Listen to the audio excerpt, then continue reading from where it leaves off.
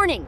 This episode of Data and Dissonance contains strong language, strong opinions, and uncomfortable truths. Listener discretion is advised, not because we're trying to shock anyone, but because we're not here to soften reality or protect narratives. Every week on this show, you hear opinions in fragments, quick hits, sharp reactions, pieces of larger conversations chopped up to fit a moment. Fridays are different. Special guest Fridays are where we slow the pace down on purpose, step off the outrage treadmill, and actually talk to the people behind the voices instead of just reacting to the volume. This isn't about headlines, hot takes, or scoring points. It's about understanding how conviction forms, what sustains it, and what happens when someone reaches the point where staying quiet feels more dishonest than speaking up. You don't have to agree with tonight's guest. You just have to listen long enough to understand where he's coming from. Tonight it's just me and Brian. No panel, no crosstalk, no pile-ons, no interruptions. You've heard him bring the fire plenty of times on this show, and for a lot of people that fire is all they ever hear. But that's only part of the picture. What you don't usually hear is the thinking behind it, the humor that doesn't always fit into weekday segments, and the perspective that gets lost when everything is reduced to clips. So tonight we're doing this the right way, a real conversation, start to finish. All right. Let's actually slow this down and do it right, because people hear you every week and think they understand you based on about 10 seconds of audio and whatever box they've already decided to put you in. They hear the fire, the blunt delivery, the no-filter takes, and immediately it's angry guy, hardliner, MAGA fire, doesn't care what anyone thinks. And I always laugh at that because it's such a surface-level read. It's easy, it's lazy, and it lets people avoid doing the harder work of actually listening. So before we touch politics, before we touch culture, before we touch any of that, and I want to start with you as a person. When people listen to you now, what do they get wrong about you the fastest and the most? The biggest thing people get wrong is assuming the fire comes from hate or ego or some kind of need to feel important. Like I wake up every day angry and I'm just looking for something to swing at. That's not it at all. I don't enjoy being angry. I'm frustrated, and there's a massive difference between those two things. Frustration comes from caring. It comes from watching the same problems repeat while everyone pretends they're normal or unavoidable. When people hear anger in my voice, what they're really hearing is someone who's tired of being told to ignore reality, to lower expectations, or to accept less and call it progress. I think people also miss that I didn't start out wanting to be loud. I didn't start out wanting conflict. But after a while, pretending things are fine starts to feel dishonest. And once you hit that point, you either speak up or you're quietly participating in the lie. Yeah, angry people don't show up consistently. They burn hot and disappear. You've been here long enough that if this was just performative rage, you'd have rage quit the show and moved to the woods by now. Let's go back before any of this existed. Before the show, before Trump, before politics swallowed everything. Where did that mindset come from? How were you raised, and what did that environment teach you about work, responsibility, and fairness? I grew up in an environment where responsibility wasn't optional and nothing was guaranteed. You weren't told the system owed you anything, and you definitely weren't told someone else was responsible for your outcomes. If you failed, you owned it. If you messed up, you learned from it. And if you wanted something, you worked for it. Full stop. That kind of upbringing sticks with you. It creates an internal compass where you measure yourself by effort and results, not approval or excuses. And when you later look around and see a culture that treats accountability like cruelty and responsibility like oppression, it's jarring. That's probably why so much of what's happening now hits me the way it does. I've seen firsthand what personal agency can do. I've also seen how damaging it is when people are taught they're powerless. That mindset doesn't protect people. It traps them. So basically, no one handed you a participation trophy and said, you showed up and that's enough. Somehow you survived. When did you realize staying quiet wasn't really an option anymore? Not when you got louder, but when silence started to feel wrong. It wasn't one big dramatic moment. It was accumulation. Watching institutions say one thing and do another. Watching media tell people not to believe what they were seeing in their own lives. Watching regular families get squeezed while leaders argued about wording instead of solutions. After a while, silence stops feeling neutral. It starts feeling like complicity. And once you recognize that, staying quiet feels worse than whatever blowback comes with speaking up. That's when tone stops being the priority and honesty takes over. Because if you're going to get attacked anyway, you might as well be clear about what you're actually saying. That's an uncomfortable realization for a lot of people, that silence isn't always the moral high ground. Sometimes it's just the easy one. Do you feel misunderstood? Or are you past caring whether people understand you at all? I care about being understood by people acting in good faith. I don't care about being liked by people who already decided I'm the villain before listening. That distinction matters to me. If someone genuinely wants to talk and disagree honestly, I'm all in. But I'm done shrinking myself for people who confuse disagreement with hatred. At some point, you realize clarity matters more than approval. And once you accept that, you stop apologizing for having convictions. All right, last one for this segment, and this is the one I think people never ask.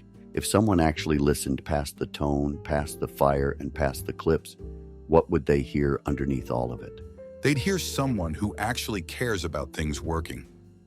Not perfectly, just honestly. Someone who wants effort to matter, truth to matter, and accountability to apply evenly. The fire isn't about tearing things down. It's about refusing to pretend everything's fine when it clearly isn't. And I'd rather be accused of being too intense than be guilty of being dishonest.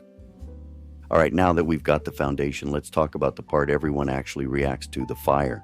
Because some people hear it and say it's dangerous, some people hear it and say it's necessary, and some people just hear it and immediately shut down. So let me start here. Is that fire about anger, or is it really about watching people get gaslit in real time and being told not to notice? It's about the gaslighting, without question. Being told not to believe your eyes, your bills, your experiences, that messes with people over time. It's not just frustrating, it's insulting. When institutions or media look straight at the public and say, actually things are fine, while people are struggling in real life, that disconnect builds resentment fast. That's where the fire comes from for me. Not hatred, not rage for the sake of rage, but the feeling that people are being talked down to. When you're told over and over that your lived reality isn't happening, eventually you stop being polite about it. Yeah, nothing calms the public down like being told inflation isn't real while your grocery receipt looks like a ransom note and your bank app starts sweating. Do you think media still informs people, or has it shifted into managing reactions and narratives instead? I think it's far more about managing reactions now than informing.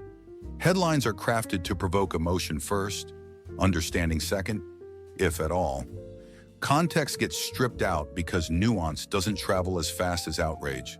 And when corrections happen, they're buried quietly after the damage is already done. That's not accidental. That's a system designed to shape perception, not illuminate reality. Over time, people stop trusting anything. And once that trust is gone, it's almost impossible to rebuild. Yeah, the classic, "We regret the error" in size 6 font on page 17, right after everyone already lost their minds. What frustrates you more? Politicians lying, or regular people defending lies because they like who's telling them? The defending, by far. Politicians lying is old news. That's baked into the system. What's new, and way more dangerous, is how tribal people have become about protecting narratives instead of truth. When people defend lies because it feels like their side is being attacked, facts stop mattering. And once facts stop mattering, conversation becomes impossible. At that point, you're not debating ideas. You're just performing loyalty.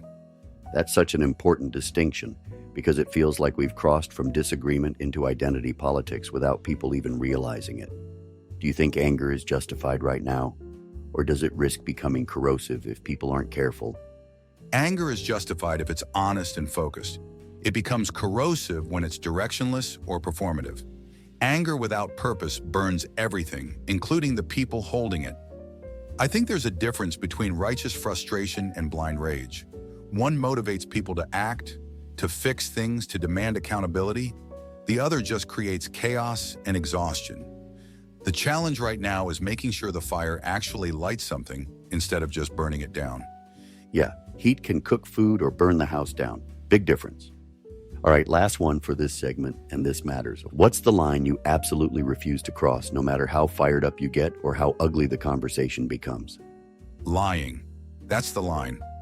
I'll be blunt. I'll be sharp. I'll say things people don't like. But I won't fake outrage or twist facts for applause. Once you do that, you become the exact thing you're criticizing. If you abandon truth to win an argument, you didn't win anything. You just joined the problem. I'd rather lose support for being honest than gain it by becoming dishonest. All right, now we're going to step fully into the uncomfortable part because this is where people usually start talking past each other instead of actually listening. I want to strip away labels completely for this segment. No left, no right, no MAGA, no buzzwords, no cable news shorthand. I'm talking real-world, day-to-day reality. When you say the country feels off track, what does that actually mean to you in practical terms? Not vibes. What's actually broken? To me, what's broken is accountability, or more accurately, the lack of it. We've created a system where rules apply selectively depending on who you are, what tribe you belong to, and how useful you are to the narrative. Once people see that clearly, trust collapses fast. A country can survive disagreement. It can survive policy swings and cultural arguments. What it can't survive is a reality where consequences are optional for some people and unavoidable for others. Once that line gets crossed, people stop believing the system is legitimate, and when legitimacy disappears, everything else starts unraveling right behind it. Yeah, because once people believe the game is rigged, they stop playing by the rules, or they stop playing altogether. Can a country actually function long-term without trust in its institutions, or does it inevitably break down into something uglier? It can limp along for a while, but it can't function long-term. You can govern cynicism temporarily, but eventually people either disengage completely or lash out in unpredictable ways. Neither of those outcomes is stable. Trust is like infrastructure. You don't notice it when it's working, but once it collapses, everything else gets harder. When people don't trust elections, courts, media, or leadership, every decision becomes suspect. That's not a healthy democracy. That's a pressure cooker. So basically, just trust us stops working when people have been burned about 12 times in a row. Weird how that happens. What's more dangerous right now, corruption at the top or apathy among regular people? Apathy, without question. Corruption has existed forever. Every system has bad actors. The difference now is how many people have checked out completely because it feels overwhelming or pointless to care. Corruption thrives in silence. It thrives when people assume someone else will deal with it, or when they convince themselves it's too big to fight. Once apathy sets in, corruption doesn't even have to hide. It just operates in the open because no one's paying attention anymore. That's such an underrated point. Outrage gets all the attention, but apathy does the real damage quietly. Do you think people are waking up right now? Or are more people just tuning out and deciding it's not worth the stress? I think it's both, and that's what makes this moment so strange. You've got a segment of the population waking up quietly, not online, not for clout, not with hashtags, just regular people realizing something doesn't add up and starting to ask better questions. At the same time, you've got another group completely tuning out because the noise feels constant and exhausting. They're not disengaging because they don't care. They're disengaging because they feel powerless. That split is dangerous because it leaves fewer people actively involved in shaping outcomes. Yeah, it feels like half the country is doom scrolling and the other half is stress scrolling, and neither one is actually in control of anything. All right, last one for this segment, and this is the one I think cuts through everything. If you could force one question into the national conversation, one question that everyone had to sit with honestly, what would it be? I'd ask, who benefits when you stop asking questions? Because confusion is never accidental, silence is never neutral, and narratives don't maintain themselves without help. Once people start asking who benefits from misinformation, selective enforcement, and public apathy, a lot of things suddenly make sense. That's the question I wish people would stop avoiding, because the answers explain almost everything else. All right, this is the part most shows either rush through or turn into a Hallmark card, and I don't want to do either of those. We've talked about where you come from, why the fire exists, and what you think is broken. Now I want to talk about what all of that is actually pointed toward, and so let me start here. When the noise shuts off, no politics, no media, no arguments, what are you actually fighting for underneath all of this? I'm fighting for stability and agency. I want people to believe their effort still matters and that they're not trapped by the moment they're born into. I don't want a country where people are taught that outcomes are disconnected from choices and that the system is always to blame. What really drives me is the idea that we're slowly normalizing dysfunction and calling it compassion. We lower expectations, excuse failure, and then act surprised when nothing improves. I want a culture where people are challenged, not coddled, because challenge is what builds competence, confidence, and pride. This isn't about nostalgia or trying to rewind time. It's about preserving the idea that individuals still have power over their lives and that truth still matters even when it's uncomfortable. Yeah, because there's a big difference between helping people up and telling them they'll never be able to stand on their own. What worries you most about where the country could be headed if the trends you're talking about keep going unchecked? What worries me most is apathy disguised as peace. History doesn't always collapse in chaos. Sometimes it collapses quietly when people stop caring enough to push back. When they decide it's easier to disengage than to fight for standards. I worry about a future where people don't believe anything can be fixed, so they stop trying. Where corruption becomes background noise instead of something that triggers outrage. Once that mindset sets in, it's incredibly hard to reverse. Because people lose faith not just in institutions, but in themselves. Yeah, at least it's quiet is a hell of a trade for nothing actually works. On the flip side, what still gives you hope? And I don't mean social media hope. I mean real, tangible signs that make you think things aren't completely lost. What gives me hope is how many people are waking up quietly. Not with hashtags, not with profile picture frames, not screaming online, just regular people having private conversations and asking better questions. I see it in how people talk differently now than they did a few years ago. There's less blind trust and more skepticism, but not the nihilistic kind. It's the kind that says, wait a minute, this doesn't add up. That's healthy. That's the beginning of real accountability. Hope doesn't look loud right now, it looks subtle, and that's actually how lasting change usually starts. That's such an important point. The loud stuff gets clicks, but the quiet shifts are usually the ones that matter. What do you wish the people who criticize you the hardest actually understood about you? Not your politics, but you. I wish they understood that disagreement isn't hatred, that intensity doesn't mean cruelty, and that conviction doesn't mean I want anyone harmed or silenced. I don't hate people who see the world differently.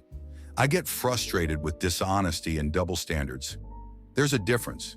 If someone comes to the table honestly, I'll sit there all day and talk it out. What I won't do is pretend lies are acceptable just to keep the peace. I wish more people understood that you can care deeply about your country without hating your neighbors. That line has been intentionally blurred, and it's done a lot of damage. Yeah, nuance isn't exactly trending right now. If someone listens to this entire conversation and remembers one thing about you, not the fire, not the tone, not the clips, what do you want that to be? I want them to remember that everything I say comes from wanting things to work better, not from wanting to tear things down. That the fire isn't about destruction, it's about refusal. Refusal to lie, refusal to lower standards, refusal to pretend dysfunction is normal. People don't have to agree with me. I'm not asking for that. I just want them to understand that the conviction comes from caring deeply about the future, not from anger or resentment. If people walk away understanding that, then the conversation did its job. All right, before we wrap this, I want to stay in the conversation just a little longer, because this is usually where things get oversimplified, and I don't want to do that. If someone listening right now feels exhausted, not angry, not fired up, just worn down by all of it, what would you tell them? Not politically, just human to human. I tell them that feeling exhausted doesn't mean you're weak. It means you've been paying attention. The noise is constant, and it's designed to wear people down so they disengage. That doesn't mean you need to be angry all the time, but it does mean you shouldn't give up your ability to think clearly. You don't have to fight every battle. You don't have to argue with everyone online. Sometimes the most important thing you can do is stay grounded, protect your values in your own life, and refuse to let confusion turn into apathy. That's solid advice, and because burnout is real and pretending it isn't just creates quieter disengagement. Do you think people underestimate how much mental and emotional fatigue this constant outrage cycle creates? Absolutely. People weren't built to process nonstop crisis. When everything is framed as an emergency, nothing actually gets solved. People just shut down.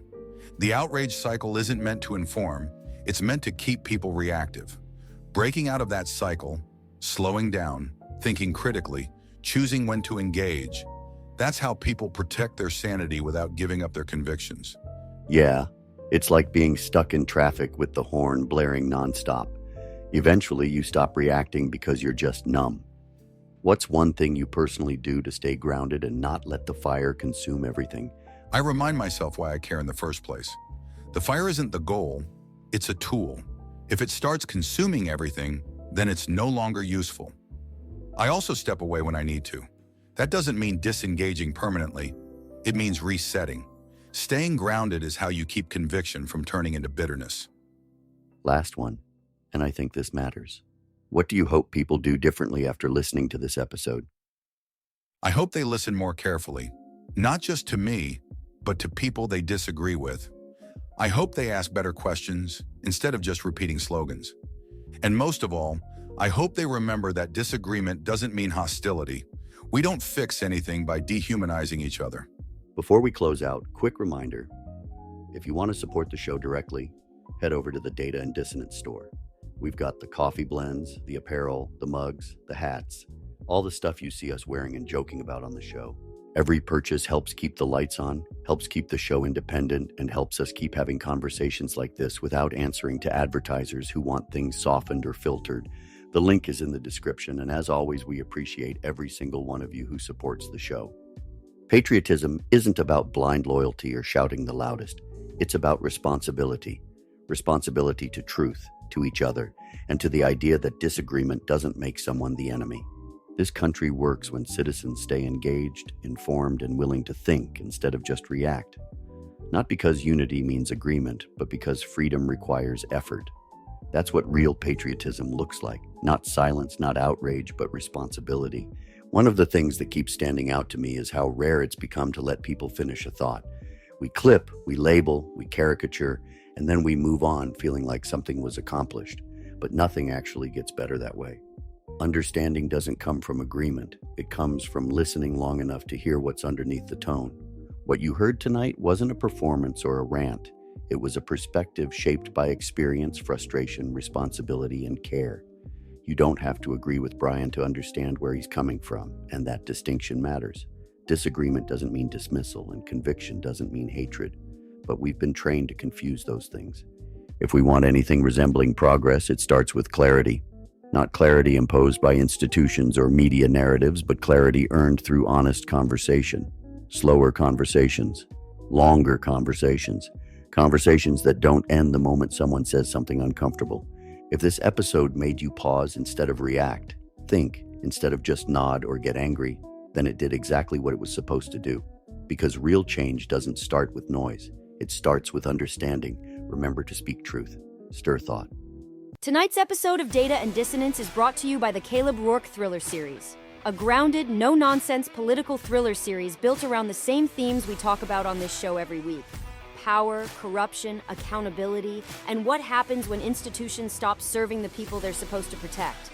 If you're tired of shallow narratives and cartoon villains, these books are for you. The series kicks off with the Covenant Protocol, a story about covert influence, buried alliances, and the kind of decisions that never make headlines, but shape everything underneath them. It continues with the Prophet Directive, where ideology, intelligence failures, and moral compromise collide in ways that feel uncomfortably familiar.